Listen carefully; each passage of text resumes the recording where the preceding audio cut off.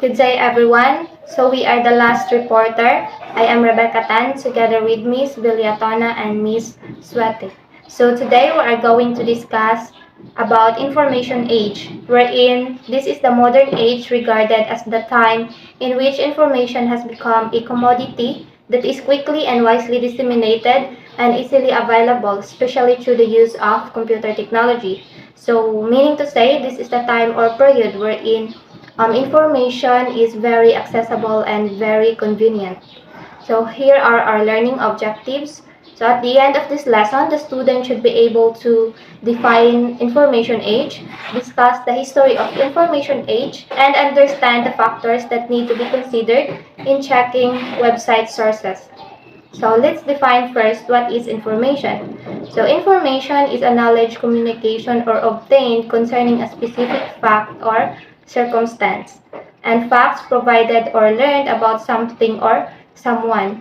So it means that information can be something sa tao or sa butang. But the most important thing is that information should be true or telling the truth. And it needs to be happening in real life events or in person, then that's what we call information.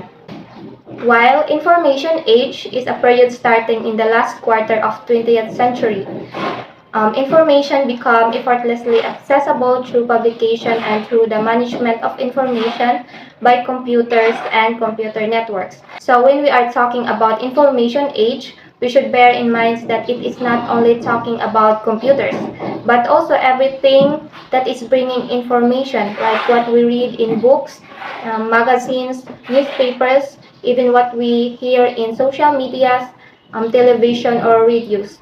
So anything or any form of things, as long as it gives information to us, then that is information age. And by the way, the other term for information age are digital age and new media age. So the information age is a true new age based upon the interconnection of computers via telecommunication, with this information system operating on both a real-time and as needed basis. Furthermore, the primary factors driving this new age forward are convenience and user-friendliness, which in return will create user dependence. So I agree with the last sentence. Since we are living with computers, cell phones, and any form of technologies, there will be a tendency that we will get dependent to them. because anytime, anywhere, we use them. And we can all agree that these technologies are very user-friendly and very convenient to use. So now let's move on to the history of information age. So in 3000 BC, Sumerian writing system used pictograph to represent words. So di ba once natin mabuo nga mga letters, we will combine it to make words and sentence. So as a result, na ay mabuo nga information and there will be a message. In 2900 BC, beginning of Egyptian hieroglyphic writing. So hiero means holy and glypho means writing. So it is combined with logographic, syllabic, and alphabetic elements and have a total of some 1000 distinct characters. Next, in 1300 BC, tortoise shell and oracle bone writing were used. So in that time, kuhaon to nila tong mga bones and shell sa tortoise and then ila tong painiton. Then ilang pangbasahon kung unsay nakaukit or nakasuwat sa mga shell. And then if unsay mabasa nila adto, they believe that God has a message to them. So it's like their way of communicating with their gods. Next, so in 500 BC, papyrus rule was used. So I guess you are all familiar what is papyrus rule. So ingani iyahang forma. This is made from plants and have flexible smooth surface which accepts and retains ink without blur or smudge. In 220 BC, Chinese small cell writing was developed, and in 100 AD, book parchment codex. So this technology was the replacement of the papyrus. So it is made from the skin of animals. In 105 AD, woodblock printing and paper was invented by the Chinese. So ang ilang ink ani that time was made from plant pigments animal liquids, and animal bile. In 1455, Johannes Gutenberg invented the printing press using movable metal type. So this movable printing press was more convenient than the book printing style because it uses movable components to reproduce information on a medium, which is the paper. In 1755, Samuel Johnson Dictionary standardized English spelling. So this book is one of the most influential dictionaries in the history of English language, which consists of more than 40,000 words, and it is written for 8 years. In 1802, the Library of Congress was established, invention of carbon arc lamp.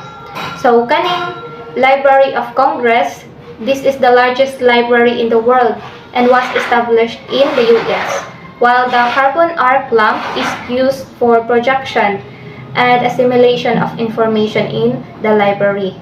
And in 1824, research on persistence of vision or POV was published. So this is the concept of how our brain sees individual images as a sequence of motion. And in 1830s, first viable design for a digital computer. Augusta Lady Byron writes the world's first computer program. So Augusta Lady Byron is our first programmer, a lady programmer.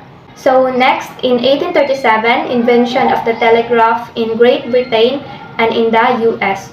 So in 1837, telegraph was invented by Samuel Morse. And his invention is used for revolutionizing long-distance communication.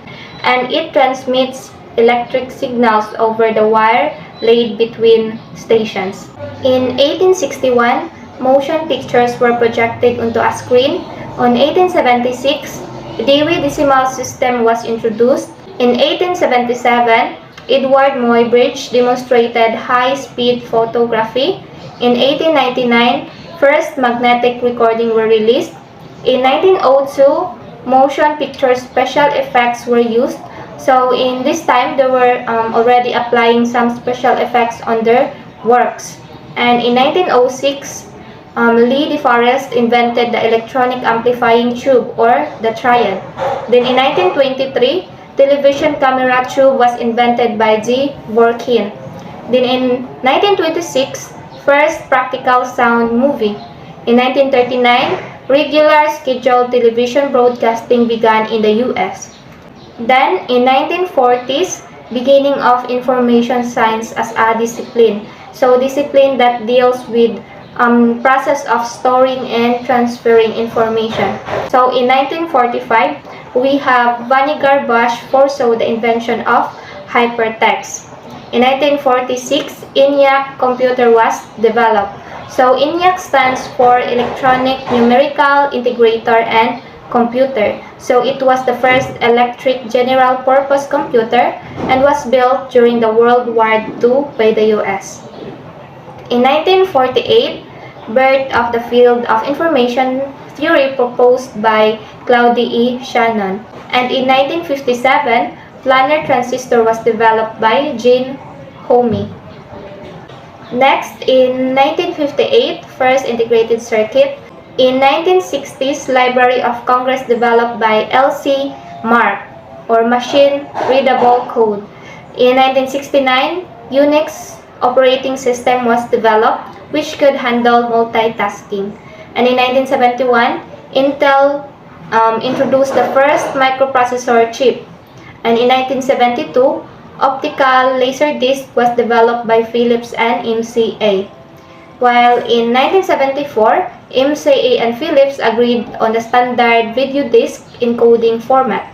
And in 1975, we have Altair microcomputer kit was released, first personal computer for the public. And in 1977, Radio Shack introduced the first complete personal computer. In 1984, Apple Macintosh computer was introduced. So in mid-1980s, artificial intelligence was separated from information science. So in 1987, HyperCard was developed by Bill Atkinson recipe box metaphor. So, Apple computer na ang nag-introduce ani. Next is 1991. 450 complete works of intelligence on one CD-ROM was released. And then in January 1997, RSA Internet Security Code cracked for a 48-bit number. So, all in all, up to now, daghan gihapon mga invention about information age. Kay di ba mas high-tech naman taron, like grabe na ang mga upgrades sa mga computers and cellphone and other devices. So, still as long as they give information, mao na atong ginatawag na information age. While because of too much dependent in information, mao ni ang naka-negative na to, ang information anxiety. So, human cost of information overload. So, because of too much information that is available in the market or in the surroundings, makakuha ta og information overload. Nga moabot sa point nga dili na ta makahibaw kung asa ang tinuod, like ang mga away-away sa social media. Ang dili ta makahibaw jud kung kinsa ang naa sa sakto because of too much information nga naa sa that specific platform, like for example mga comments. So ang ma-confuse ta kung asa jud ang tinuod. So that's why because of too much available information, we have what we called information anxiety. So in the words of Richard Saul Wurman, author of the book Information Anxiety, it is produced by the ever-widening gap between what we understand and what we think we should understand. So it is true, because of information that we have in our surroundings, na atay mga butang nga mahibaw-an, and there are many things that we can realize that we didn't know. So what happens when information doesn't tell us what we want or need to know? So that's it. Probably we will encounter this information anxiety. Now, let's proceed to the truth of information age. So first, information must be complete. So like for example, you will give instruction or announcement. So just like information, it should contain where, when, why, and how. It should be complete for the audience to believe in you. Next is newer is equated with truer. So na ay mga butang nga ang gituuhan or sakto sa una nga dili na karon.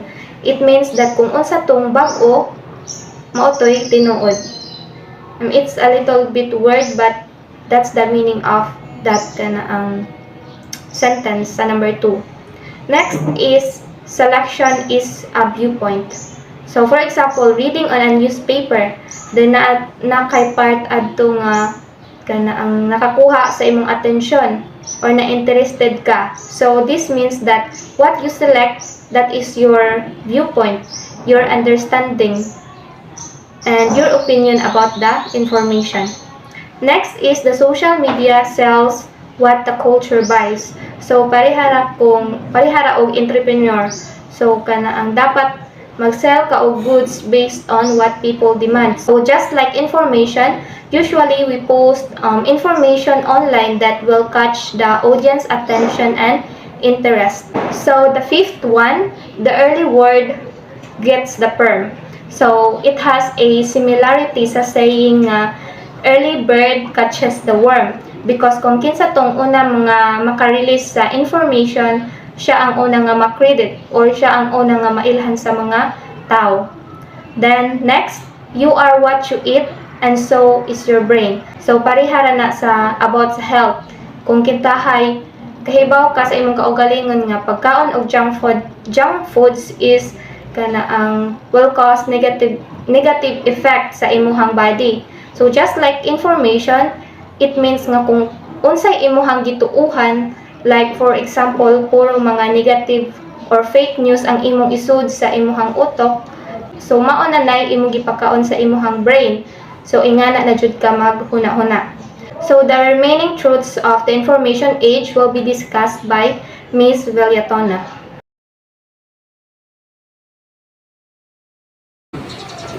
So I will be the one to continue the topic of Miss Tan, and here are the other truth of information age. So number 7, anything in great demand will be counterfeited. So as you can see, there are many products that are available because of information such as TV, radio, cell phone, and etc. So once we will have an information about that, magka-counterfeited ta kung unsa to'y uso or sikat, maubuti sundugon. So number 8 is ideas are seen as controversial. So let us accept the fact that most information nga gi-release na adjud tay mga question like sige tag pangutana if sakto ba ni or di, even a simple information lang ato ang i-big deal because that is information, the truth about information. So 9 is undead information walks ever on. So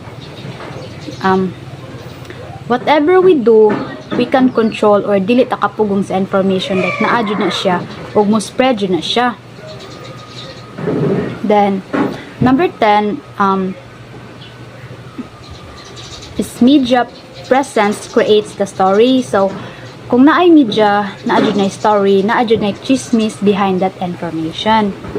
So 11 is the medium select the messages. So bisan pag unsa kanindot ang information, if ang tao mamili your medium, that's the medium selects the messages. And lastly, the whole truth is a pursuit. So believe it or not, we are always looking for the truth. Kung naay message or information nga masagap nato, so maunay meaning sa the whole truth is a pursuit. So that's all about the truth of information. So now let us proceed to another topic, which is a computer. So I guess we already know what is computer, right? So a computer is an electronic device that stores and processes data information. So computers are among the most important contributions of advances in the information age to society. So computer is an electronic device that helps people perform different tasks. For example, computer allows us to write letters, create pictures, make calculations, send electronic emails, and etc. So here are the types of computer. So first is a personal computer. So it is a single user of instrument. So PCs were first known as microcomputers since they were a complete computer but built on a smaller scale than the enormous system operated by most businesses. So a personal computer, it is a general purpose computer whose size, capabilities, and original sale price make it useful for individuals, and it is intended to be operated directly by an end user with no intervening computer operator. So next is the desktop computer. So a desktop computer is described as a PC that is not designed for portability. So a desktop computer that has a more powerful processor, additional memory, and enhanced capabilities for performing special groups of tasks. So a desktop computer is the most traditional version of a stationary computer since kasagaran kinusa ka power or case nga naghawid sa processor or memory ug mga internal components nga magpaandar sa PC. So to use it, you need to buy additional accessories such as monitors, speakers, keyboard, and mouse. So next one is the laptop. So these are portable computers that integrate the essentials of a desktop computer in a battery-powered package, which are somewhat larger than a typical hardcover book. So they are commonly called notebooks. So laptops is a personal computer that can be easily moved and used in a variety of locations. So most laptops are designed to have all the functionality of a desktop computer. So which means that they can generally run the same software and open the same types of files. So next is the personal digital assistants or PDAs. So these are tightly integrated computers that usually have no keyboards but rely on a touch screen for user input. So PDAs, it is a term for a small mobile handheld device na mag-provides for computing and information storage and retrieval capabilities for personal or business use. So often for keeping schedules, calendars, and address book information handy. So next is the server. So server is refers to a computer that has been improved to provide network services to other computers. So servers usually boast powerful processors, tons of memory, and large hard drives. So server is a software or hardware device that accepts and responsible to requests made over a network. So it is also known as client. So next is the mainframe. So the term mainframe has been replaced by enterprise servers. So these are huge computer systems that can fill an entire room. They are used especially by large firms to describe the large expensive machines that process millions of transactions every day. So ang mainframe nga computer usa ka dako nga computer nga makahimo sa paspas nga pagproseso sa daghang mga amounts of data at high speed. So the last one is the wearable computer. So I guess we already know what is wearable computer, like nakadungog na taan nga term, right? So a wearable computer, they involve materials that are usually integrated into cell phones, watches, and other small objects or places. So they perform common computer applications such as databases, email, multimedia, and schedulers. So ang wearable computer is any small technological device capable of storing and processing data that can be worn on the body, kanang masuot sa lawas. Kay wearable computers gani. So kani mga wearable computers, gihimo ni siya in order to have an easy access and convenient ra siya gamiton sa mga tao. So kanang nas picture, mauna yung mga example sa wearable computer. And also the reason why nga mahal siya is because that the more nga ang technology gamay and daghan og function, then mao'y mas costly siya. So that's all for the types of computer. So now let's move to another topic, which is the World Wide Web. So I guess you already know what is World Wide Web, or WWW. So it is also a form of information, or the internet. So the father of information theory, which is Claude E. Shannon, stated that the internet is a worldwide system of interconnected networks that facilitate data transmission among innumerable computers. So for example here, when you send an email or chatting with someone online, you are using the internet. But when you have opened a website like google.com for information, so you are using the World Wide Web, a network of servers over the internet. So now, because of information age and the computer, it helps in our progress about science and research. So what is applications of computer? So we're able to have our bioinformatics, the application of information technology to store, organize, and analyze vast amount of biological data.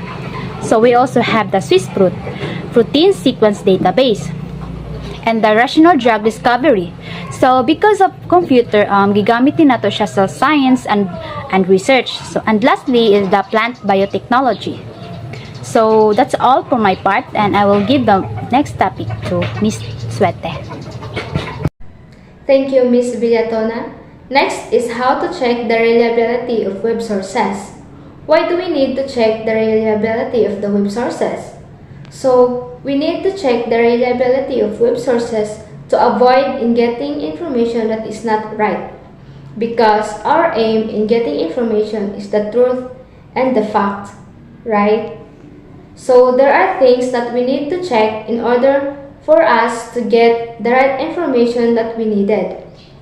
So first, who is the author of that article or site? So to avoid fake news or the wrong information, let's get to know who is the author of the article or site. Is the author knowledgeable? Is the author have experience? What type of experience does he or she have on what he or she writing?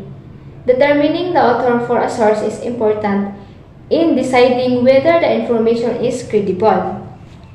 Second, who published the site?